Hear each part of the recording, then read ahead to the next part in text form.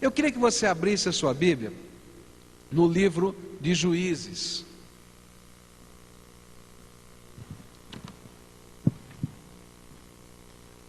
Está lá no Velho Testamento, livro de Juízes, capítulo 4, você deixa a sua Bíblia aberta. Eu vou ler só um versículo agora, mas depois ao longo desse tempo nós vamos estar vendo outros versículos do capítulo 4 e do capítulo 5. O versículo que eu vou ler agora está no capítulo 5, versículo 12. Abre aí a tua Bíblia, capítulo 5 de Juízes, verso 12. Está lá no telão, e eu queria que a gente tentasse ler, se você enxerga o que está lá no telão, né? Ou se a sua Bíblia está na mesma versão, que a gente pudesse ler todo mundo junto a uma só voz o que está lá naquele versículo, tá? Diz assim: desperta, desperta, Débora, desperta, desperta, entoa um cântico, levanta-te, Baraque, e leva em cativeiro os teus prisioneiros, tu, filho de... eu não consigo ler, Abinoam, tá certo? Desperta, desperta, Débora. O livro de Juízes retrata um período da história de Israel em que a nação oscilava em fé. Havia momentos de firmeza e confiança em Deus, e momentos de profunda frieza, sincretismo e até apostasia espiritual. E neste ciclo nós podemos perceber o sofrimento como consequência do abandono de Deus, o arrependimento como retorno ao Senhor, e o levantamento de líderes libertadores para conduzir o povo ao retorno a Deus, à sua dignidade e à restauração da paz.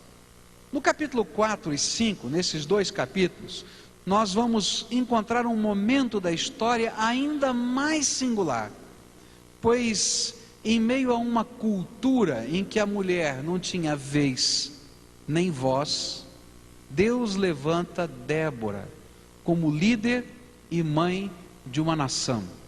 Talvez seja difícil para a gente entender o que isso signifique, mas no contexto daquele tempo, uma mulher não podia ter o seu rosto visto pelas pessoas. Hoje a gente entende um pouquinho por causa do mundo muçulmano, mas a mulher naquele tempo ela tinha que usar um véu, e a única pessoa que via o seu rosto ou era o seu pai, a sua mãe, a sua família mais íntima, ou o seu marido. Naquele tempo, uma mulher sequer podia comer junto com outras pessoas que não fossem mulheres.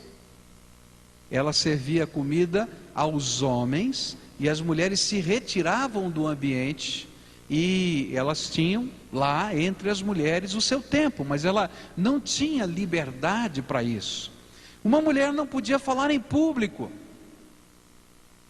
e de repente Deus levanta uma mulher, Débora, para ser líder de um povo. Era algo tremendamente singular. O nosso objetivo é tentar entender o que Deus tem para ensinar, o que Ele queria registrar para todas as gerações futuras, através da vida dos personagens desta história. Mas hoje eu só vou me ater a Débora. Semana que vem eu vou falar sobre Baraque, vou falar sobre Jael, eu vou falar sobre o papel de Deus nesse contexto todo, mas hoje eu quero falar sobre essa mulher, Débora. E para a gente entender como é que Deus pôde levantar uma mulher no meio de uma cultura tão contraditória e tão opressiva, e fazer dela um instrumento poderoso da graça, e eu diria até uma mulher singular para o seu tempo, a gente precisa olhar um outro texto agora. Juízes 4, versículos de 1 a 9. Abra aí a sua Bíblia, vira a página. Juízes 4, versículos de 1 a 9 dizem assim: mas os filhos de Israel tornaram a fazer o que era mal aos olhos do Senhor. E depois da morte de Eude, e o Senhor os vendeu na mão de Jabim, rei de Canaã, que reinava em Azor. O chefe do seu exército era Cícera, o qual habitava em Harosete dos gentios. E então os filhos de Israel clamaram ao Senhor, porquanto Jabim tinha 900 carros de ferro, e por 20 anos oprimia cruelmente os filhos de Israel. Ora, Débora, profetisa, mulher de Lapidote, julgava a Israel naquele tempo. Ela se assentava debaixo da palmeira de Débora, entre Ramá e Betel, na região montanhosa de Efraim, e os filhos de Israel subiam a ter com ela para julgamento. Mandou ela chamar a Baraque, filho de Abinoão, de Quedes Naphtali, e disse-lhe: porventura o Senhor Deus de Israel não te ordena, dizendo: vai e atrai gente ao monte Tabor, e toma contigo 10.000 homens dos filhos de Naphtali e dos filhos de Zebulon, e atrairei a ti para o ribeiro de Quizon Cícera, chefe do exército de Jabim, juntamente com os seus carros e com as suas tropas, e te entregarei na mão. E disse-lhe Baraque: se fores comigo, irei, porém se não fores, não irei. E respondeu ela: certamente irei contigo, porém não será tua a honra desta expedição, pois a mão de uma mulher o Senhor venderá a Cícera.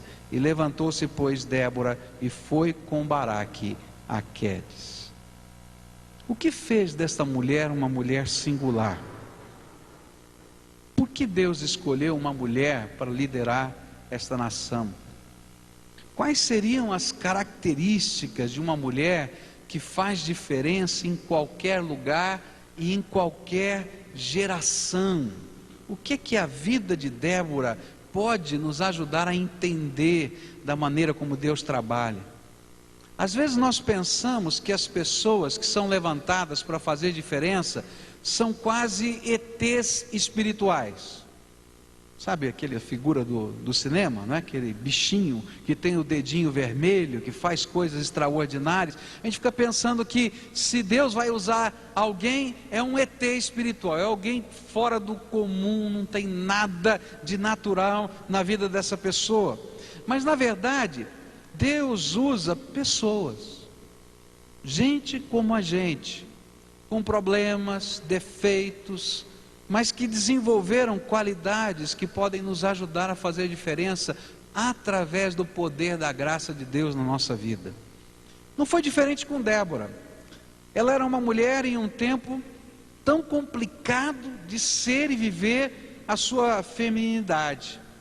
Ela não podia falar em público, não podia mostrar o rosto, como eu falei para vocês, não podia comer com os homens, mas ela era uma mulher naquele tempo.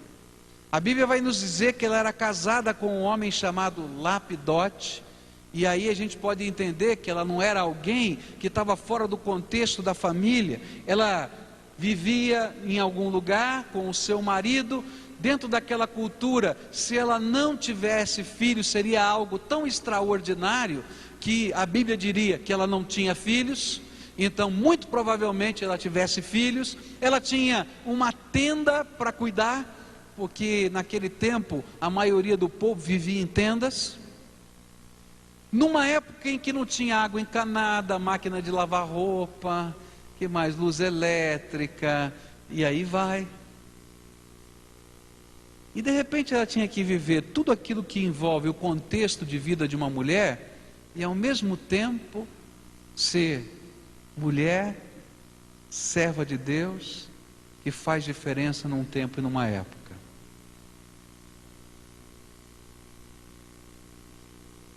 O tempo era dos piores. A Bíblia nos diz que era um tempo de opressão política e de opressão financeira.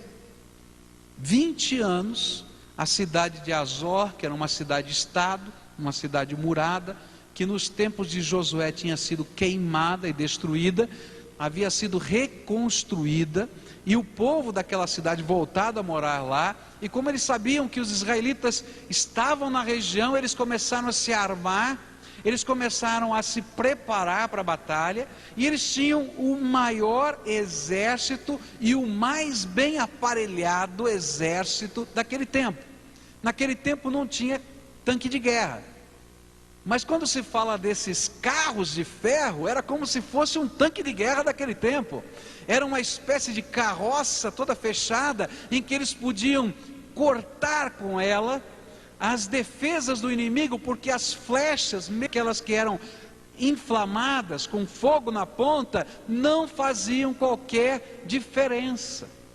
E então, levando os soldados dentro, eles invadiam. Esse era o contexto. Era uma época em que a cidade-estado que dominava, ela se dava o direito de saquear. E muito provavelmente Cícera, que era o general, o capitão desse exército, o comandante desse exército, comandava os seus soldados. Eles iam para uma região agrícola qualquer, e invadindo aquela região, sem marcar dia, sem marcar hora, eles entravam nos celeiros e roubavam toda a comida, tudo que tinha sido colhido, todos os animais que faziam parte daquele lugar, e levavam para a sua cidade-estado, como pilhagem, ou como prêmio da guerra. E era nesse tempo e nesse contexto que Débora vivia. Você pode imaginar uma senhora, dona de casa, tendo que cuidar das coisas, gerenciar como vocês gerenciam, e de repente chegou alguém, não tem dia nem hora, leva tudo. E pode ser que daqui uma semana, um mês ou 2 meses, volte outra vez. Porque eles sabiam que as pessoas escondiam a comida enterrando. Então, o que eles faziam? Levavam tudo que estava na despensa, voltavam daqui 2 semanas e levavam tudo de novo. E Deus diz que quer usar essa mulher para fazer diferença. Se tudo era tão parecido com os contextos de problemas, de dificuldades, de pressões, o que fazia dessa mulher ser uma mulher singular? A primeira coisa que a gente vai aprender aqui nesse texto é que Débora era singular porque ela era uma mulher de Deus. Ela fez diferença porque ela era uma mulher serva do Senhor, que cultivava uma intimidade profunda com Deus, a ponto das pessoas perceberem a bênção que de Deus fluía através dela. E ela era vista como profetisa no meio de Israel. É incrível, e essa é uma das lições mais tremendas. Deus não faz acepção de pessoas. O mundo faz, mas Deus não faz. Deus não está olhando se você tem um diploma universitário ou não. Deus não está olhando se você é capaz ou não. Deus está olhando para o teu coração. E essa é a lição de toda a Bíblia. O dia que o profeta vai visitar a casa do pai de Davi, e ele diz: Deus escolheu um dos seus filhos para ser rei em Israel, e ele começa a mostrar os seus filhos. Ele mostra o mais forte, ele diz: não é esse. Ele mostra o mais inteligente, Deus diz: não é esse. Ele mostra, quem sabe, o mais charmoso, e Deus diz: não é esse. Ele diz: não tem mais ninguém. Tem um menino que é o caçula, que trabalha conosco aqui só pastoreando ovelhas. E quando o profeta olha e diz: é esse que Deus escolheu. E diz ainda: Deus não olha como os homens olham, Deus vê o coração das pessoas. É tremendo. E eu quero dizer para você que o que faz diferença nessa terra, homem ou mulher, O que faz diferença nos sonhos e nos novos desafios não é a capacidade, o planejamento estratégico, a estrutura econômica, social ou política que você esteja engajado. É se você é ou não servo de Deus. Se você tem ou não uma intimidade profunda com o Senhor.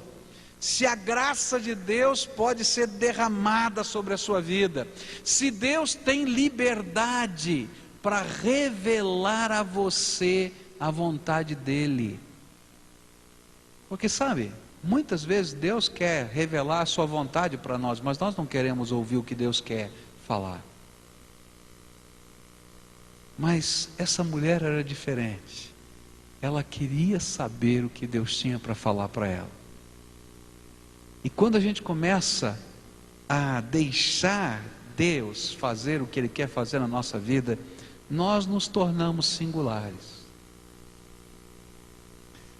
Nós nos tornamos alguém que pode fazer diferença.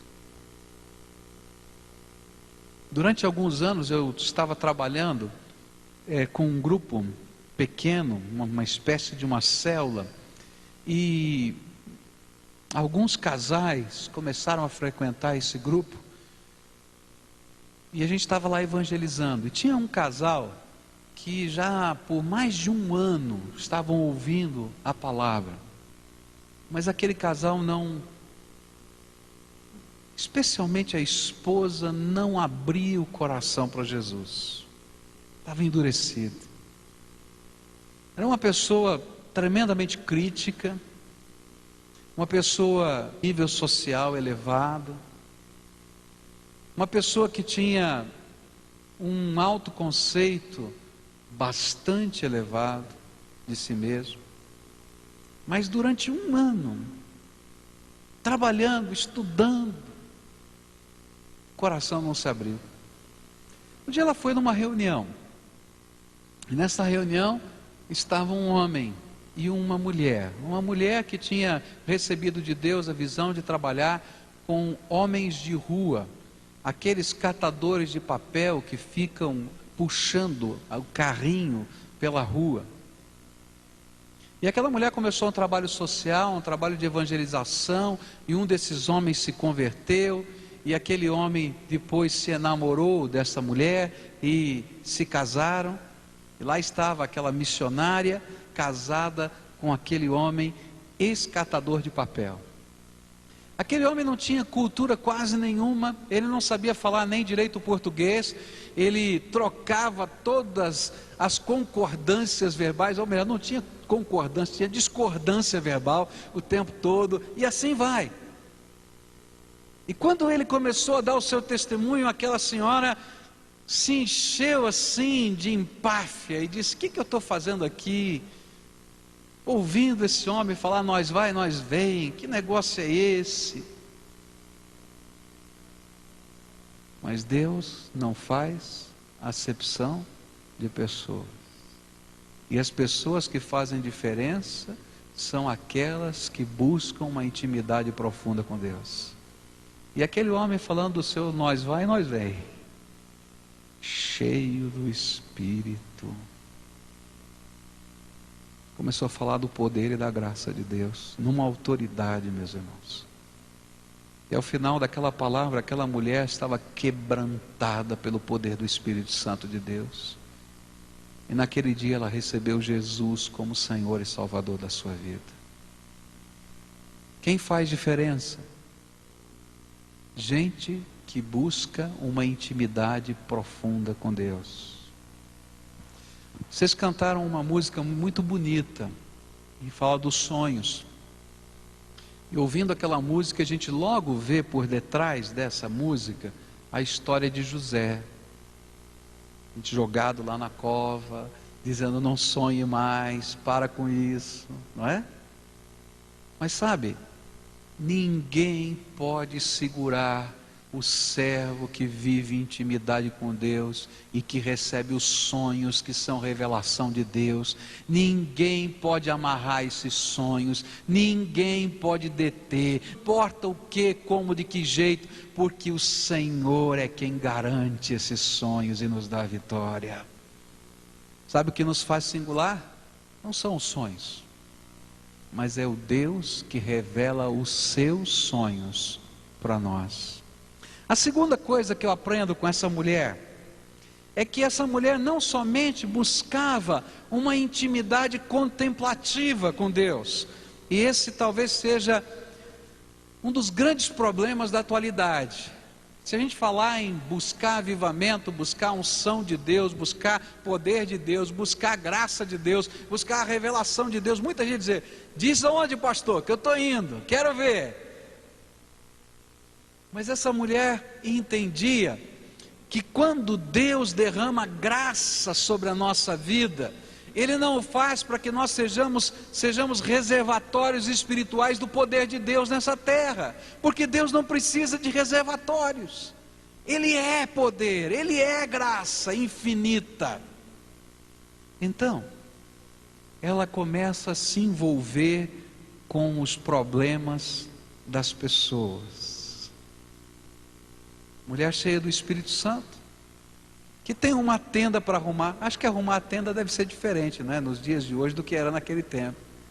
Mas que tinha filhos, que tinha um esposo, que tinha uma vida pesada, porque naquele tempo a mulher é que armava e desarmava a tenda, não era o homem. Naquele tempo quem ia buscar água no rio, porque não tinha água encanada, era a mulher. No contexto do Brasil, você tem até uma música que diz lata d'água na cabeça, não é?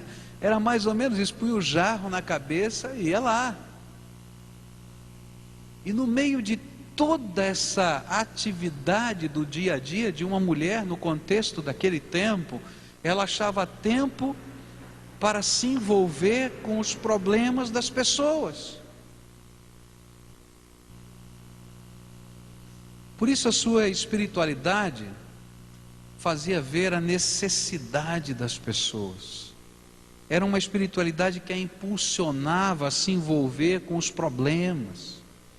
Ela era uma mulher que se preocupava e agia para ser bênção. Ela não somente via as circunstâncias, os problemas, as dificuldades, mas ela entendia que Deus podia fazer dela uma bênção no meio dos problemas e das dificuldades. Eu estava conversando com um colega, um pastor, essa semana, e ele falou para mim que coisa interessante como Deus faz, e quando Ele levantar líderes, e quando Ele quer abençoar um povo, como Ele faz. Ele disse, o que você está pensando? Ele disse assim, olha, quando Deus quis libertar o povo de Israel e tirá-lo do Egito, Ele pegou Moisés, mas deixou 40 anos cuidando de ovelhas. E quando Ele quis um líder segundo o seu coração para o povo de Israel, anos na frente, como um rei, Ele escolheu Davi, um pastor de ovelhas. Porque ninguém pode ser uma bênção na face da terra se não tiver o coração de um pastor, se não tiver o carinho para ver os carrapichos que estão na lã, para não perceber as esfoladuras, para não sentir a necessidade do outro, e entender que Deus o colocou como recurso da graça para ser bênção. Eu queria dizer para as mulheres que estão aqui, Deus tem feito a mulher com a capacidade de ser sensível. A mulher tem uma capacidade de perceber coisas que a gente não percebe. É capaz de olhar para um ambiente e sem muita força perceber quem está triste e quem está muito alegre. É capaz de se identificar. É gozado quando a gente faz casamento, não é? A gente olha para o auditório assim, e à medida que a gente está pregando o sermão no casamento, a gente vai ver algumas mulheres enxugando o olho assim, né? Elas já se identificaram com a noiva, já viram as coisas que vão acontecer, não é verdade? Você já reparou isso? Pode olhar que no próximo casamento que você for, tem alguma mulher chorando no teu banco, pode ter certeza. É verdade. Porque elas têm essa capacidade de serem sensíveis. Mas muitas vezes nós subjugamos essa sensibilidade e não permitimos que Deus use essa sensibilidade como resposta e como solução ao clamor de um povo. É interessante que o povo entendeu no capítulo 5 que o clamor deles para Deus, Deus, livra-nos dessa situação opressiva. Deus entendeu diferente. E lá no capítulo 5, verso 12, o povo transformou em canção aquilo que eles entenderam. Desperta, Débora. Desperta.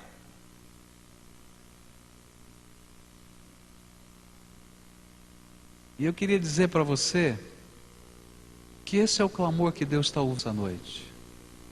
E você pode trocar o nome Débora pelo seu nome. E o que Deus está falando para mim e para você é: desperta, mulher de Deus. Desperta, homem de Deus. Desperta primeiro para mim, o Deus vivo. Me busca. Deixa eu ser o seu companheiro, aquele que revela a minha grandeza e a minha sabedoria e os meus sonhos. Mas desperta para enxergar e para ver que os meus sonhos serão voltados não apenas para grandes realizações, mas para as pessoas, porque elas são as ovelhas desgarradas e aflitas que não têm pastor nessa terra. Desperta, desperta. Eu diria para você: desperta, porque talvez nós não tenhamos os carros de ferro, talvez nós não tenhamos alguém saqueando a comida a cada semana ou cada mês lá na tua fazenda.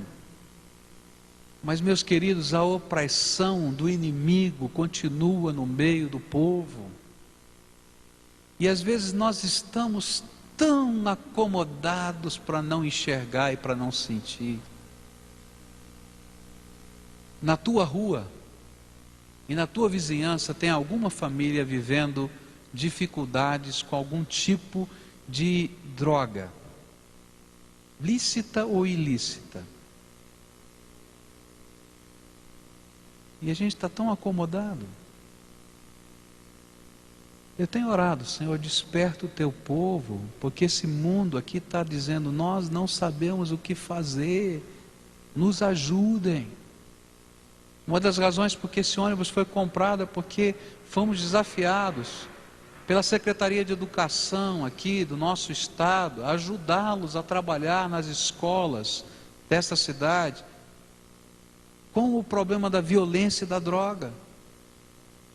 E um grupo da nossa igreja esteve lá ouvindo o desafio, e numa ousadia de fé tremenda, chegaram para aqueles líderes da Secretaria de Educação e disseram assim: qual é a pior escola que vocês têm? Eles disseram: essa aqui, é essa que nós queremos. Vocês vão começar pela pior? Nós tínhamos pensado nessa aqui, olha, tal, mas essa aqui não é a pior, não é que precisa mais, é essa que nós queremos. Disse: mas por quê? Porque nós cremos que Jesus é poderoso para transformar vidas. Eles vão começar. Esse ônibus está aí, que já foi milagre, está confirmando isso. Mas será que é só isso? Desperta. Desperta. Por que Deus tem que dar os teus sonhos? Por quê? Por que Deus tem que dar os teus sonhos?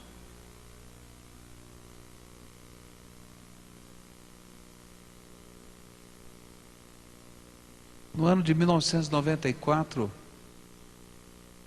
os atletas de Cristo estavam lá trabalhando na Copa do Mundo com alguns jogadores do Brasil, e nas reuniões o Alex fez essa pergunta: por que Deus tinha que ouvir a sua oração de dar o teu sonho de ser campeão do mundo? Para quê? Ele começou a fazer uma brincadeira com eles. Você já pensou? Se agora a seleção tal começa a orar, a seleção Y começa a orar, a outra começa a orar e dizer: Deus, dá-nos nossos sonhos.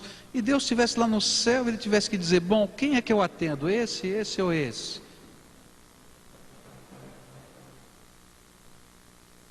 E aí aqueles jogadores entenderam uma coisa: que os nossos sonhos só têm sentido se eles forem para a glória de Deus.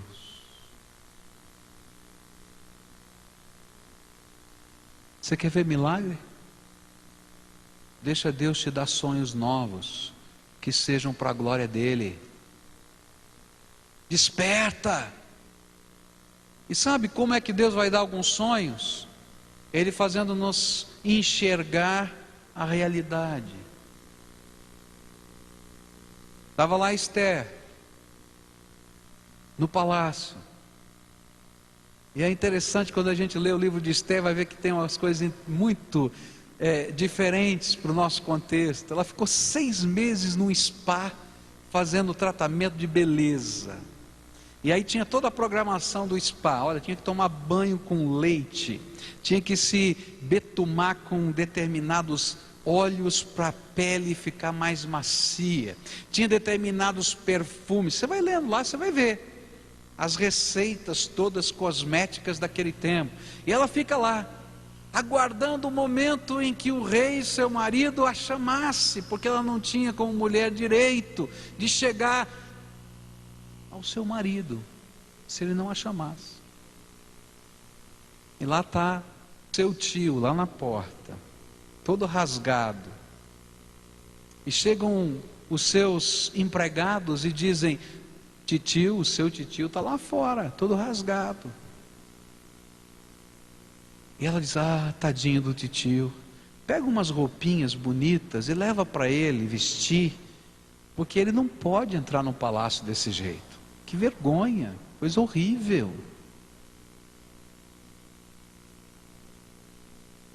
E tio recebe as roupinhas assim: não vim aqui atrás de roupa, eu preciso conversar com ela. Aí ela manda um outro recado: olha, eu não posso conversar agora, porque eu estou no meu tratamento de beleza número 25 do dia, e agora não dá para interromper. Mas tudo que o senhor precisar, esse meu empregado está disponível. Eu não quero falar com você e nem preciso da sua ajuda, eu preciso falar com ela. E depois de muita insistência ela vai. Não sei o que ela falou nos corredores para ir. E aí o seu tio disse para ela assim: você não sabe o que está acontecendo? Ela diz: o que está acontecendo? Seu marido promulgou uma lei, e no dia certo, daqui tantos dias, qualquer pessoa pode não somente roubar e saquear a casa de um judeu, como também pode matá-lo e deve matá-lo. Você precisa fazer alguma coisa. Ela disse: ah, titio, que coisa horrível, que desgraça. Mas o que eu posso fazer? Eu não posso fazer nada. E aí aquele homem diz uma coisa tremenda, diz assim: será que não foi para uma hora como esta que Deus a fez rainha e a colocou nesse lugar? Se de todo te calares, de outra maneira Deus vai levantar livramento para nós, mas você vai perder a bênção que Deus tem para a tua vida. Eu fico pensando em Esther e fico imaginando como às vezes nós somos parecidos com ela. Tem acontecido tanta coisa à nossa volta, tanta coisa à nossa volta, e nós nem percebemos. Com toda a sensibilidade que Deus tem nos dado, nós não enxergamos as ovelhas aflitas e desgarradas. E quando enxergamos, achamos que não é com a gente. Desperta, Débora. Desperta. Porque aqueles que fazem diferença são aqueles que não somente buscam a graça e o poder de Deus na sua vida, mas são aqueles que também enxergam aquilo que está acontecendo à sua volta. Quando ela começou a enxergar os problemas daquela nação, ela foi para debaixo de uma tamareira que recebeu o apelido do seu nome, Tamareira de Débora. E ela começou a se assentar ali, sabe para fazer o quê? Para orar pelas pessoas, gente. Ela era uma profetisa, ela era uma mulher de Deus, e as pessoas chegavam lá para dizer: olha, estou vivendo angústia. O que ela podia fazer? Ela não podia libertar ou destruir os carros de ferro, mas ela podia dizer: Deus, tu és poderoso. E à medida em que Deus falava com ela, e Deus mostrava coisas a ela, ela ia transformando em sabedoria prática e ensinando o povo a viver. Você já viu quanta gente não sabe viver? Você já viu quanto casamento está arrebentado aí à volta porque a gente não sabe viver, porque a gente não sabe amar, a gente não sabe perdoar, a gente não sabe investir tempo, a gente carrega um monte de lixo para dentro do coração, não sabe como limpar essa lixeira, e aí a gente despeja todo o amargor da nossa vida sobre as pessoas que nós amamos, e as pessoas se afastam. Desperta, Débora. Porque às vezes aquilo que as pessoas mais precisam é de uma mulher de Deus, de um homem de Deus, que tenha coragem de se assentar para orar com alguém, para partilhar graça, sabedoria, para ser amigo, para ser gente boa, só isso. E Deus vai fazer o resto. E ela começou a usar essa sabedoria prática para ser conselheira, intercessora.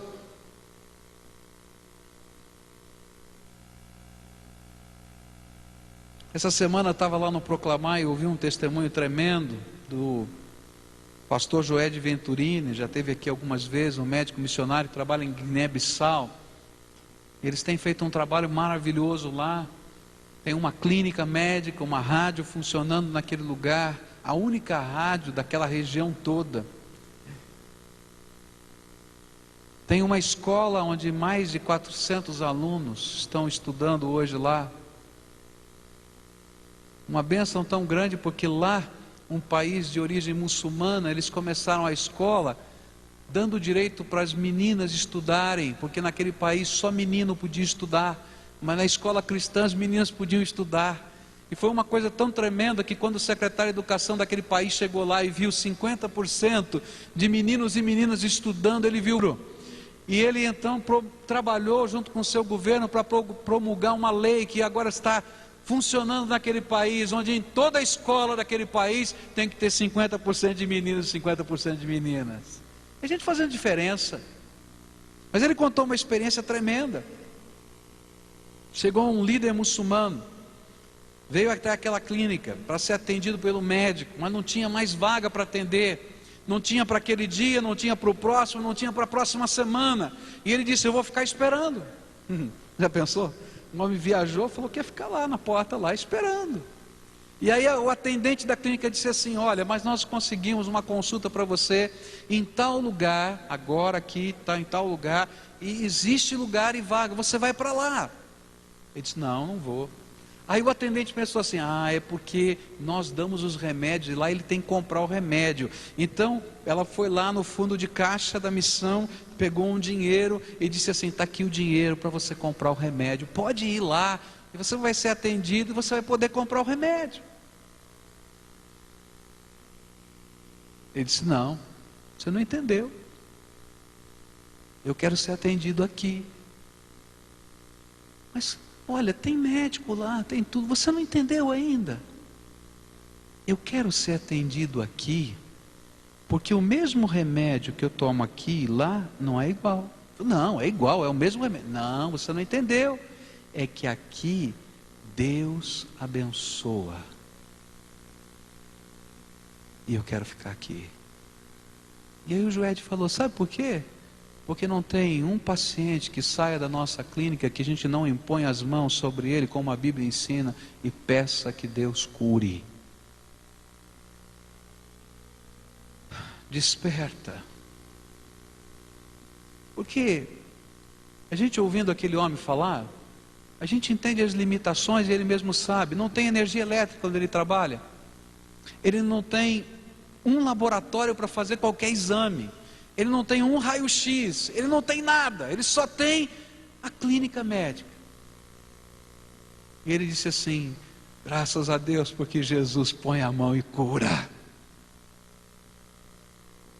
Desperta, porque quando você começar a ser esse homem, essa mulher de Deus, que sonha os sonhos de Deus, milagres de Deus vão acontecer, porque Deus que garante os seus sonhos.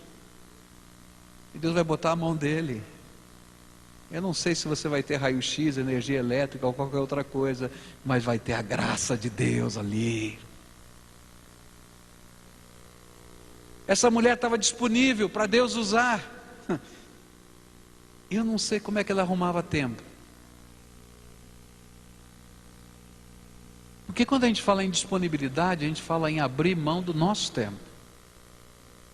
E de repente ela tinha tempo para estar debaixo daquela tamareira, ouvir as pessoas, se envolver com elas, ministrar em nome de Deus naquelas vidas. Desperta, Débora, para ser disponível para Deus poder usar a tua vida, tocar o teu coração, encher você com o Espírito Santo dele, mas para você ser bênção nessa terra. Ouvi também ali no Proclamar um testemunho tremendo do Miguel Zuger. Já esteve aqui, pregou na nossa igreja. Aquele missionário nosso na Palestina. E ele contou a sua experiência. Ele disse que ele estava na Argentina quando ele se converteu a Jesus. Ele estava lá porque ele estava defendendo uma causa. A causa palestina. Ele estava lá como terrorista. E alguém um dia falou com ele no meio da rua sobre Jesus. E ele começou a ter o seu coração tocado. E um dia ele se converte. E um dia, depois de convertido, ele está lendo a Bíblia lá na Argentina, em Buenos Aires. E ele lê aquele texto de Ezequiel que diz que Deus procurava alguém que se colocasse nas brechas do muro da sua nação, mas ele não tinha encontrado ninguém disponível. E aí então ele pegou a sua Bíblia, escreveu a data no lado e fez a seguinte oração: hoje, Deus, o Senhor encontrou alguém disponível para se colocar nessa brecha. E esse homem tem feito uma obra tremenda, tremenda, tremenda.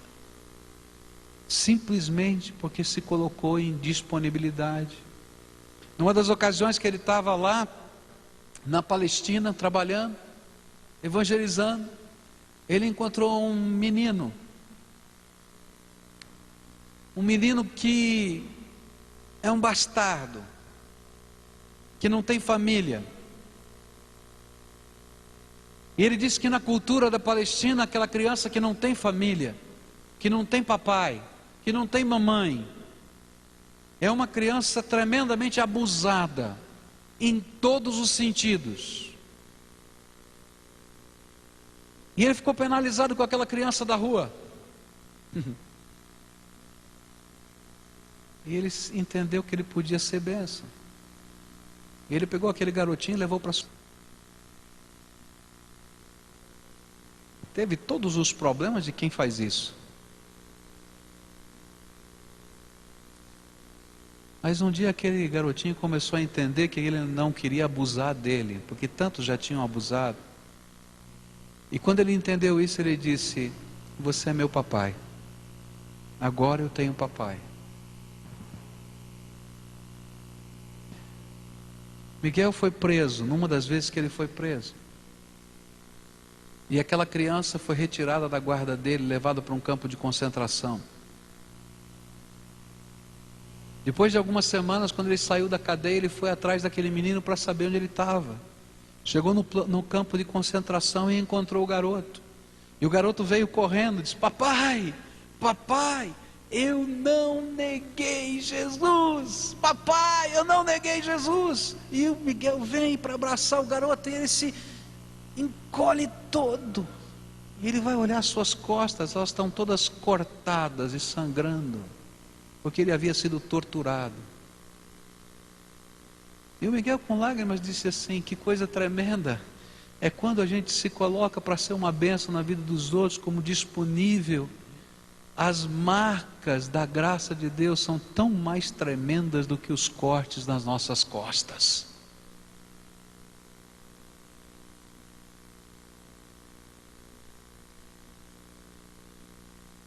Desperta. Desperta para os sonhos de Deus. Se coloca. Mas essa era uma mulher de visão. Uma visão que provinha da fé. Numa época, meus queridos, em que todo sonho tinha acabado.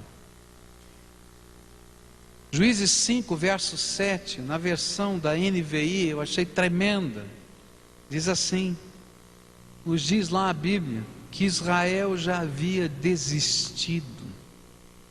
Eles não conseguiam ver solução ou esperança. Foi por isso que Baraque não quis ir sozinho e pedir a Débora que acompanhasse até o lugar da batalha. Porque ele já tinha desistido. Mas era esta mulher que, por causa da intimidade com Deus, cria no impossível e via o que outros não conseguiam ver, e buscava aquilo que parecia ser contraditório a toda esperança. E sabe o que ela via? Ela via a vitória de Deus. Todo mundo via os carros de ferro, mas ela via a vitória de Deus.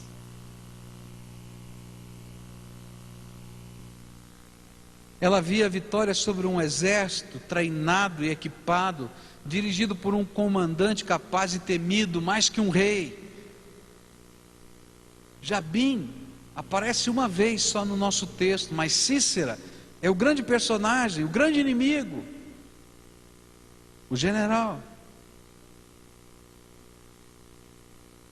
Desperta, não só para os sonhos, querido, porque existem alguns sonhos que não são de Deus. E às vezes até por causa desses sonhos que não são de Deus, a gente se afasta do Senhor. Mas querido, desperta para enxergar com fé o que Deus quer fazer através da tua vida. E quando você começar a enxergar as coisas que Deus vai fazer, porque você está vendo as pessoas, você está vendo os apelos desse mundo, as necessidades, o comando do Espírito, não se amedronte, nem se acanhe, porque a nossa força não vem de nós mesmos, vem do Senhor Todo-Poderoso. As pessoas que fazem diferença, meus irmãos, são aqueles que são capazes de enxergar coisas pela fé. Nem sempre nós vamos ser aplaudidos por enxergarmos as coisas da fé.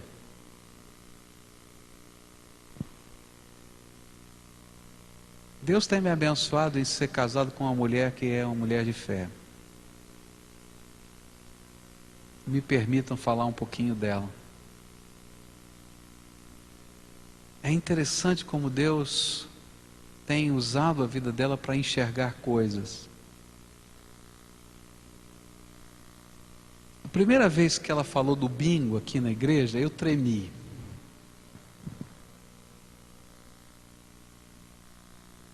Ih,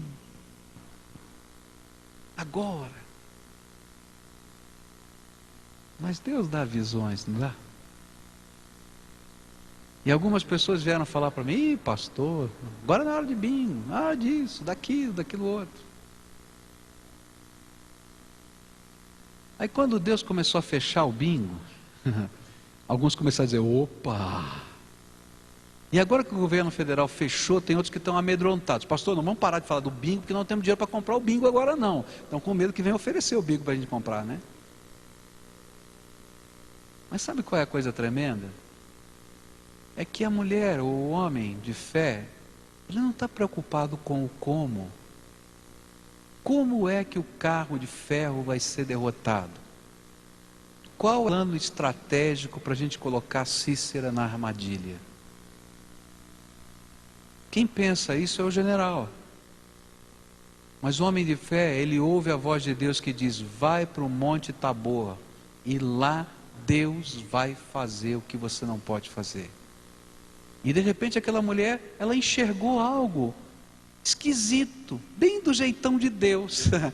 O jeitão de Deus é assim. A gente fica pensando: Senhor, como é que o Senhor vai dar o dinheiro para a gente fazer esse negócio? Senhor, como é que a gente vai entrar nesse lugar? Como é? Não é assim que a gente funciona?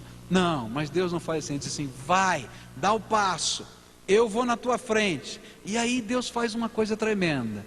Cícera ficou sabendo que os exércitos de Israel, 10.000 homens, se juntaram junto a Baraque e Débora, perto do Monte Tabor. E ele disse: bom, vamos montar o plano, porque é assim que os homens trabalham. E ele bolou toda a sua estratégia, colocou todos os 900 carros de ferro, todos os seus exércitos para marcharem contra o inimigo. Nós vamos arrasar. E aí Deus, olha só como Deus é tremendo. Deus falou assim: bom, vou dar uma mãozinha. Sabe o que Deus fez? Deus fez chover. Só isso. Chover na época da seca. Só isso. E sabe o que aconteceu? Os carros de ferro são pesados, e eles começaram a afundar na lama. E o povo que marchava junto aos carros de ferro começaram a ter seus pés atolados na lama. E eles não tinham mobilidade, as suas armas não funcionavam. E o povo de Deus diz: Deus está nesse negócio, nós vamos entrar. E eles bateram em retirada, porque o Senhor é poderoso. E sabe qual é a ironia disso? É que Cícera e os seus soldados adoravam Baal. E Baal era o deus do trovão e da tempestade. E Deus, na sua ironia, disse assim: olha lá, o povinho que crê em Deus que não é Deus, Deus que Deus do trovão e da tempestade, eu vou destruir ele só com o trovão e com a tempestade. E aí eles saíram com um nó na cabeça: como é que podemos ser derrotados pelo trovão e pela tempestade? Mas por trás tinha uma mulher de fé. Se alguém perguntasse para ela: como é que Deus vai fazer? Diz: não sei. Qual vai ser o plano estratégico? Eu não sei. Eu só sei que Deus me mandou estar no Monte Tabor, e lá Ele iria fazer o milagre. E eu queria terminar essa mensagem dizendo isso para você. Quer fazer diferença? Quer fazer diferença? Desperta. Desperta para Deus. Deixa o Espírito Santo de Deus encher a tua vida, falar o seu coração, dar os sonhos dele para a sua vida, para a sua família, para a sua profissão, para o seu dinheiro, para o seu dia a dia. Porque enquanto isso não acontecer, você vai continuar lá escondendo a comida para o dia de amanhã. Mas quando a gente faz isso, Deus abre as janelas do céu para nos abençoar. Desperta para enxergar o outro, as necessidades, as coisas que estão à volta. Deus está lá mostrando, está aqui. E queridos, quando enxergarem, podem sonhar as coisas de Deus. Não tenham medo. Meus irmãos, eu fico sonhando com o dia em que, olhando para essa multidão que está aqui, e Deus vai nos dar muito mais. Vamos ter vários cultos aqui. Não vai ser um culto só não, vai ter vários. Olhando aqui, vai ter um povo desperto, acordado, que Deus vai estar usando um para fazer um ministério, outro para fazer outro ministério, outro para fazer outro ministério. E meus irmãos, ninguém vai controlar isso não. Não vai ter diretoria de igreja, não vai ter planejamento estratégico que consiga controlar o mover do Espírito Santo de Deus. Porque quando Deus está se movendo, a palavra de Deus está se espalhando e ninguém segura. Lá na igreja de Jerusalém eles começaram a ver Samaria se convertendo, depois Antioquia se convertendo, e os confins da terra se convertendo. E eles diziam: bom, e agora o que a gente faz? Vai atrás, porque Deus já foi na frente. Eu estou sonhando com isso. Eu estou sonhando com gente despertada, que vai começar a enxergar as necessidades, dizer: Deus está me chamando para abençoar esse povo, Deus está me chamando para entrar nesse lugar, Deus está me chamando, e vai dizer: Senhor, como é que vai ser isso? Eu não sei, mas eu estou vendo o que Deus vai fazer, e meus irmãos, nós vamos ver coisas tremendas.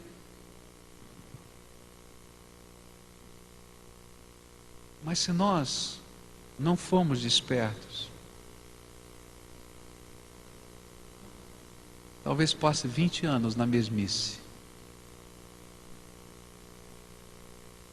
Demorou 20 anos para Débora ser desperta. E se você olhar para o teu coração, você vai ver que quantos anos faz que Deus quer despertar você?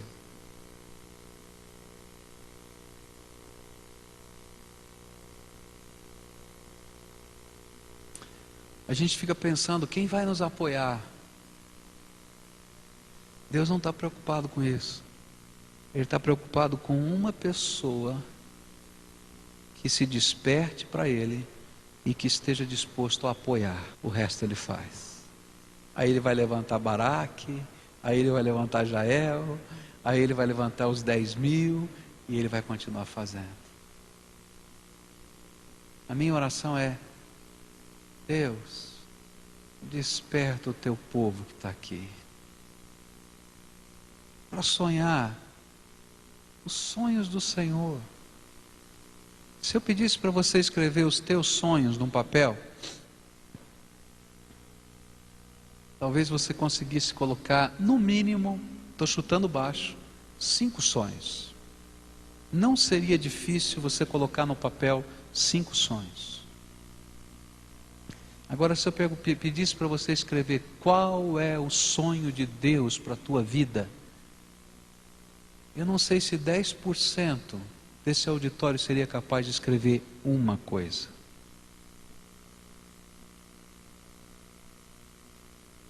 Desperta, desperta, desperta.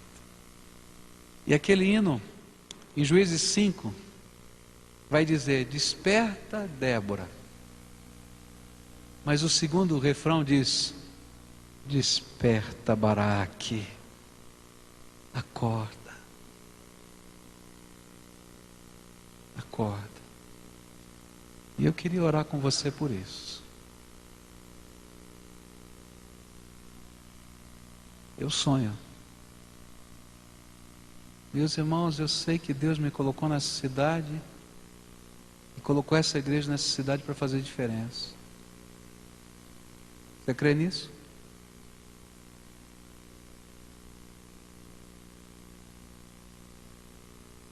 Sabe como é que Deus vai fazer diferença? Não é com uma estrutura de cimento e concreto que Ele vai fazer diferença. Essa estrutura vai ser o lugar para a gente celebrar. Mas não é essa estrutura que faz diferença. Sabe o que faz diferença? É você. É você na tua empresa, é você na escola, é você dentro da tua casa, é você no meio dos teus vizinhos. Homem de Deus e mulher de Deus despertado. Homem que, ou mulher que, por causa das coisas que já viveu, é capaz de se identificar com o outro e saber como Deus pode fazer diferença. E aí, nós nos tornamos profetas da esperança. Se você já desistiu, é para você a mensagem. Se você não consegue enxergar o próximo passo, é para você essa mensagem. Se você não consegue escrever nesse papel o sonho de Deus para a tua vida, é para você essa mensagem. E o apelo é: Senhor Jesus, tem misericórdia de mim, desperta-me do meu sono. Desperta, desperta. E eu queria orar por isso. por homens, por mulheres, por crianças, por jovens, por adolescentes, por famílias, que vão dizer: Senhor, desperta a nossa vida para enxergar, e que eu possa escrever o sonho do Senhor aqui hoje. E se alguém me perguntar o como, eu vou responder: não sei, eu só sei que Deus me mandou ir para esse lugar e fazer isso. O que vai acontecer, o jeito que Deus vai fazer, eu não sei. Talvez Ele mande uma chuva de bênçãos. Talvez Ele mande um atoleiro para os carros de ferro do teu inimigo, que é Satanás, e todo o estratagema dele vai ficar emperrado na lama.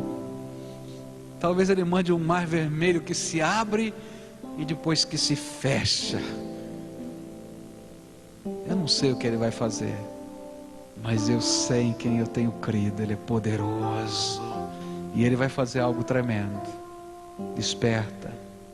Se hoje o Espírito Santo de Deus está falando com você, e você faz parte desse povo que sente que Deus precisa acordá-lo, despertá-lo, sacudir você por dentro e por fora, que você precisa ser o profeta da esperança num tempo sem esperança, aquele que se sente seguro no meio da insegurança dos tempos violentos, aquele que enxerga o que ninguém viu, graça de Deus. Eu quero convidar você para se apresentar no altar de Deus e pedir: Senhor, desperta.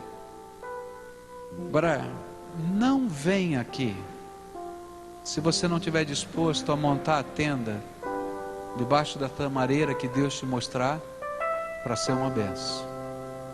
Se você não estiver disposto a usar a tua profissão, o teu emprego, os teus relacionamentos, o teu dinheiro para a glória de Deus, porque você vai ficar frustrado hoje, porque Deus vai dizer: quero usar você. E você vai dizer: ih, não, Senhor, eu não, manda outro. E ele vai dizer: não, é você. Você não pediu? Então vem. Agora, se você quer que Deus te ajude no meio dos teus inconformismos, mesmo que Ele tenha que colocar do teu lado uma Débora, como Ele colocou do lado de Baraque. Baraque não quis ir sozinho para o Monte Tabor. Ele diz: eu vou se você for comigo. Mas Deus, Ele aceita isso. Então, se Deus estiver falando ao seu coração, vai saindo aí do teu lugar. Nós vamos orar juntos agora. E a nossa oração é: desperta, Senhor, a minha vida. Senhor, me dá os teus sonhos, me dá os rumos que o Senhor tem para mim, me dá o ministério que o Senhor tem para a minha vida. Abre os meus olhos, Senhor, para enxergar. Não quero esperar mais 20 anos. Não quero. Eu quero que o Senhor faça algo novo e tremendo na minha vida. Algo novo e tremendo do Senhor.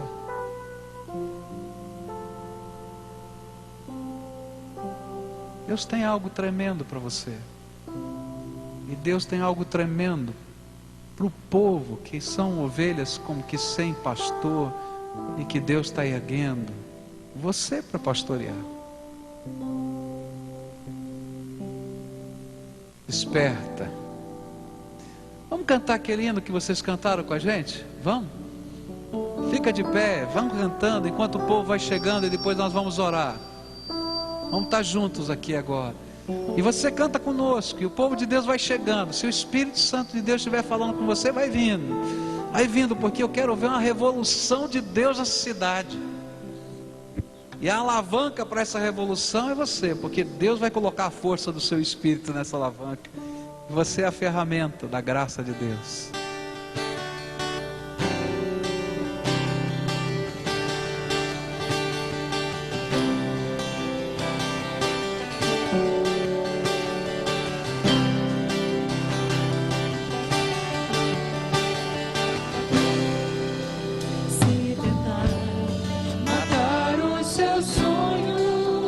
Sufocando o seu coração, se lançaram você numa cova e feriu, perdeu a visão. Está faltando gente da terceira idade aqui. Mataram os seus sonhos. Fico olhando esses prédios aqui dizendo: quanta gente da terceira idade Deus quer salvar ainda. Lançaram você numa cova e ferido,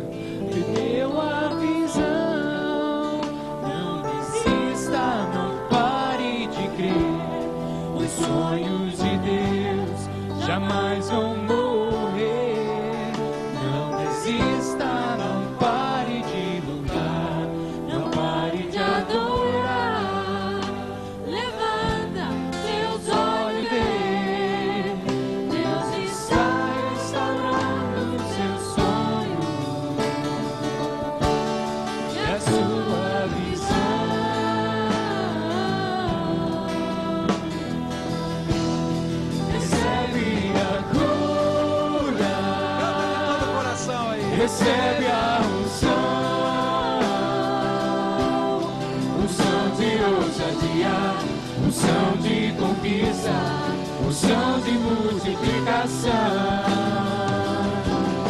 Recebe a cura, recebe a unção de ousadia, unção de conquista, unção de multiplicação.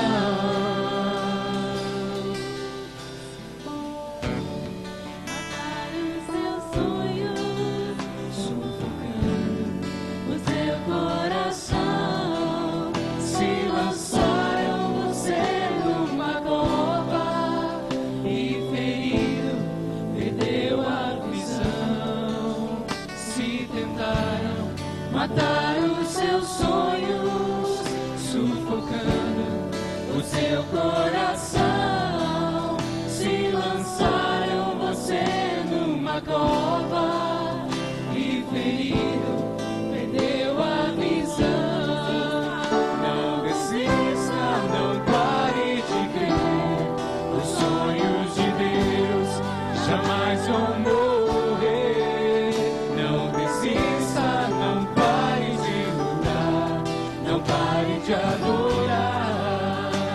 Levanta teus olhos e vê. Deus está restaurando os teus sonhos e a sua visão.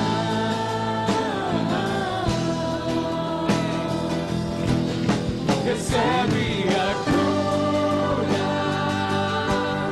recebe a unção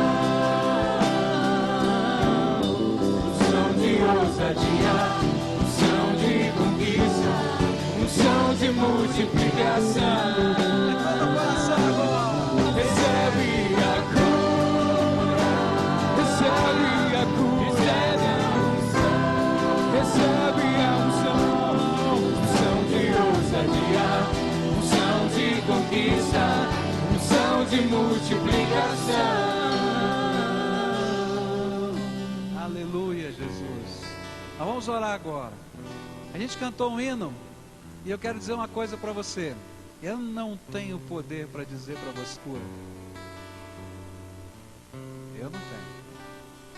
Eu não tenho poder para dizer para você recebe agora a unção.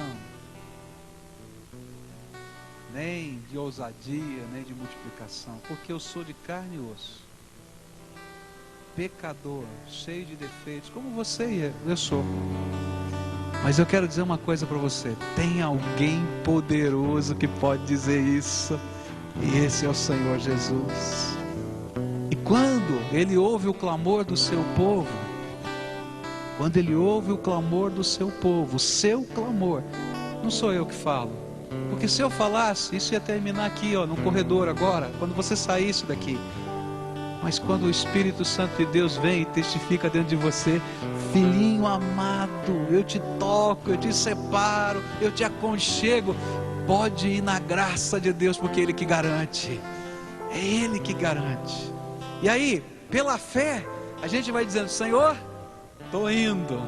O Senhor está me abençoando, curando aqui a minha alma, curando o meu físico, me dando uma nova visão, me dando um projeto, e eu vou no nome do Senhor Todo-Poderoso.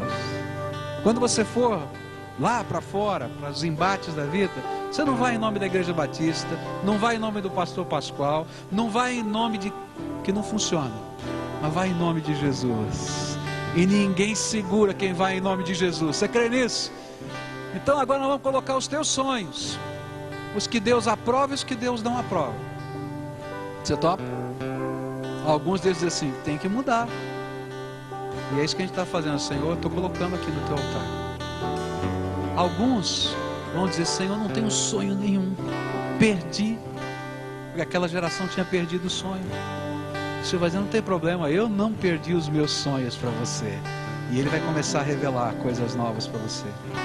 Agora, quando você sair daqui, a primeira coisa que Satanás vai dizer para você é, tem um carro de ferro que você não pode enfrentar.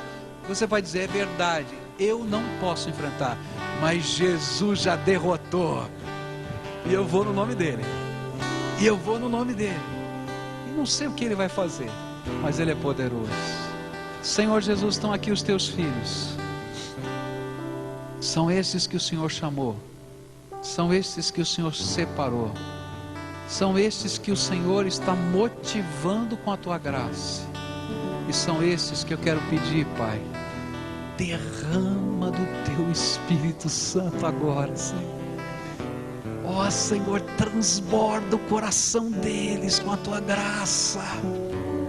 Que a alegria do Senhor esteja tão forte no deles, que eles não caibam dentro de si, porque o Senhor é por eles, porque o Senhor os abençoa. Ó Pai, que nesta hora todo cochichar de Satanás, dizendo para eles que eles têm que olhar para o tamanho dos carros de ferro, para o tamanho do exército, para o ardil e o preparo de Cícera, os inimigos. Eu quero dizer, Senhor, que nesta hora eles não olhem para nada disso, mas eles olhem para Jesus, autor e consumador da fé, e que eles olhem para o Senhor com esperança e com alegria, e que na medida em que eles estiverem caminhando por esta terra, o Senhor comece a falar com eles, dizer: olha, vou te usar para isso, olha, vai agora no meu nome, pode ir porque eu te abençoo. E que as marcas da tua graça sejam tão tremendas, que os tempos de restauração e paz venham sobre essa terra, em nome de Jesus. Ó Pai, eu estou orando por essa cidade, porque aqui estão, Senhor, os homens e as mulheres que o Senhor vai usar aqui nessa cidade para abençoar. Ó Senhor, eu estou orando pelos ministérios que eu não conheço ainda. Mas Senhor, se tem aqui 100, cento e tantas pessoas, que nós tenhamos 100, cento e tantos ministérios para a glória do Senhor. Eu não estou preocupado se a gente pode, se a gente tem, se a gente sabe. Eu quero saber se estamos no centro da tua vontade, Jesus. Faz a tua obra. Alguns, Senhor, vão voltar para casa e vão enfrentar o carro de ferro hoje ainda. Mas Senhor, manda a tempestade da tua bênção na frente, e que eles vejam: o Senhor foi na frente. Eles não entendam nada, mas eles saibam: o Senhor é por mim. Ó Pai, abraça esse teu povo agora, abraça em nome de Jesus, e derrama sobre eles aquela porção gostosa, tremenda, da tua graça, do teu Espírito, da tua sabedoria, da tua sensibilidade, do teu poder e da visão da fé. É aquilo que eu oro em nome de Jesus. Amém. Fica de pé, querido. Você que estava de joelho, fica de pé. Abraça quem está perto de você, quem está aqui na frente. Você que está aí, abraça o irmão que está do lado. Fecha aí tudo quanto é corredor, porque, meus irmãos, aquilo que Deus quer fazer aqui é mais do que Ele está fazendo nessas vidas, é envolver esse povo todo. Canta essa música conosco, porque ela é para mim e para você. Recebe a unção de ousadia, unção de conquista, unção de multiplicação. Recebe agora, recebe a unção de ousadia, unção de conquista, unção de multiplicação. Recebe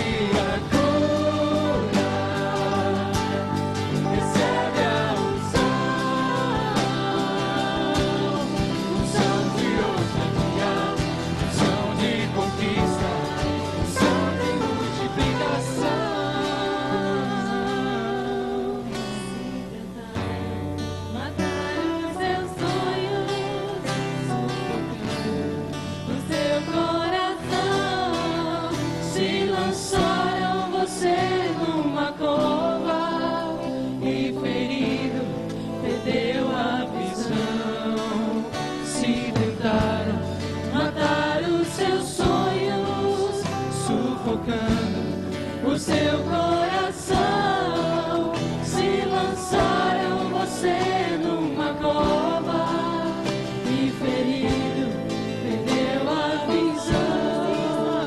Não desista, não pare de crer, os sonhos de Deus jamais vão morrer. Não desista, não pare de lutar, não pare de adorar. Levanta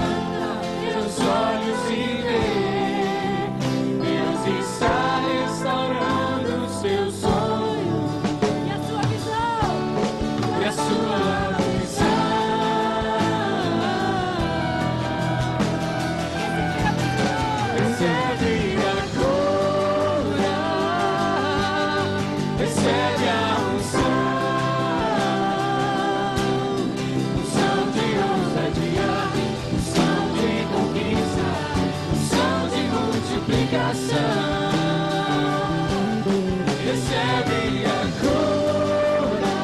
Eu recebo de Deus sobre a minha vida a tua cura, a tua unção de multiplicação.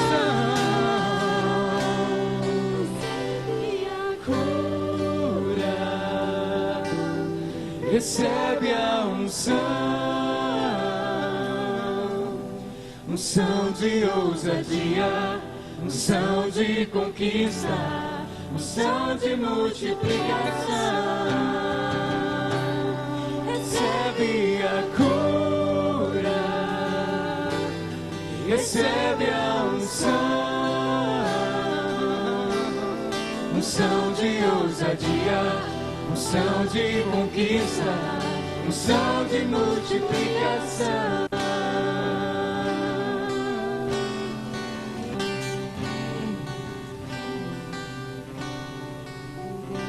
Dá a mão para o seu irmão, dá a mão uns para os outros. Vamos sair daqui unidos numa só fé, num só Senhor. Mas vamos sair daqui não confiantes, não com fé na nossa fé. Está entendendo? Isso é um erro que eu cometi e cometo muito na minha vida. Ter fé na minha fé. E eu não gostaria que ninguém cometesse esse erro. Vamos sair daqui com fé no nosso Senhor. Vamos orar. Desperta-nos, Senhor, a cada dia precisamos do Senhor, ó Pai. A nossa força não está em nós, a nossa força está no Senhor. Nos ajude, ó Deus, a vivermos a nossa fé não na força da carne. Nos ajude, ó Deus, a fazermos a Tua obra não na força da nossa carne, mas na força do Senhor, porque é a única que funciona. Por isso nós queremos sair daqui, ó Deus, hoje como um exército do Senhor, mas confiantes não nas nossas armas, não no nosso exército, não na nossa força. Nós queremos sair daqui, ó Deus, fortalecidos pelo Senhor, guiados, dirigidos, protegidos pelo Senhor. Pai, nós queremos sair daqui não para realizarmos grandes coisas em Teu nome, mas para participarmos de grandes coisas que o Senhor quer fazer e que o Senhor fará. Pai, nós queremos sair daqui como homens e mulheres de Deus. Queremos sair daqui, ó Deus, para enfrentarmos os nossos inimigos pela fé no Senhor, porque sabemos, ó Deus, que muitas vezes nem precisaremos lutar para vermos os nossos inimigos serem derrotados, porque o Senhor vai à nossa frente. Leva-nos, Senhor, como homens, como mulheres, como filhos, como famílias, dispostos a viver pela fé no Senhor. Muito obrigado, a Deus, por essa noite, em que pudemos ver a glória do Senhor, o poder do Senhor, a graça do Senhor, o amor do Senhor, a misericórdia do Senhor sendo derramada sobre a Tua igreja, sobre cada coração que aqui está. Ó Deus, mantenha-nos despertos para que nenhum que aqui se encontra saia daqui sem se apossar da vitória que o Senhor já deu à Tua igreja,